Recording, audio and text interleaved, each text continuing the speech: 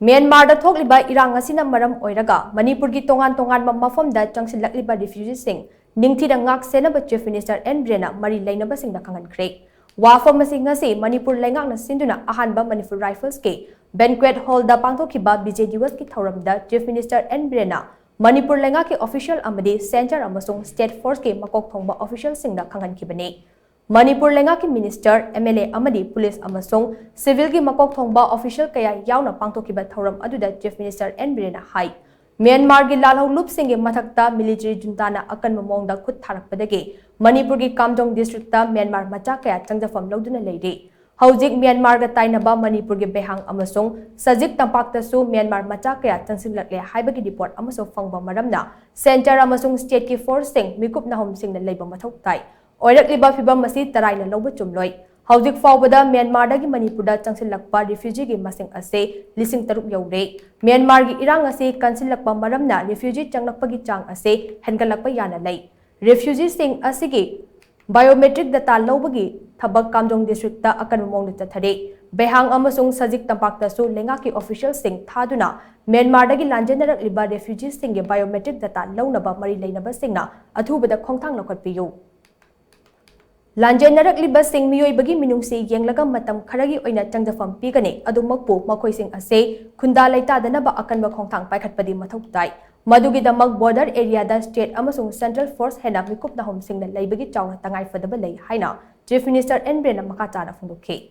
Thauram maduda Chief Minister N Biren makata na hai state asige fibam hojikti phagalaklabani na national highway sing da micham miyam aki akhang amatai yaudana bhau sagam chathok chasin taunaba thaurang paikhatle. Khongthang asina haukiba tha tare lom asida Manipur gi economy da achoba chaitheng ama fangduna lakhiba ado khara makhaidi saphanba ngamlagani loinana hojik ase social media da furup masal gi marakta hena yengthina ba yaba mongdo wafum kaya ama thaganarib ase kupna yengsinbagi mathau tai madugi damak cyber crime gi oiba tonganba committee ama semnaba mari leinaba singna thaurang toba chumgani haina Chief Minister N Biren makhata na phungdokhe. Agriculture Minister Thongam Bishwajit na President oina saruk yakhiba thoram aduda lengak ki minister amasung MLA khara amadi civil amasung police ki makok thongba official kaya na saruk yakhe. Moigi laiba khara do fajana maintain tawbiraga biometric tawbiraga khopiraga shelter camp to shelbiraga na matam khara gi humanity ground na mateng pangbai sidi no one can deny it and we also do not deny.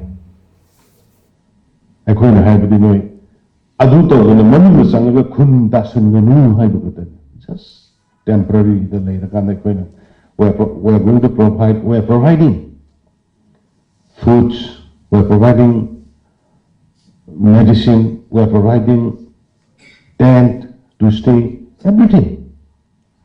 Aduna sigi posima koi police shu khara mai serious way habanate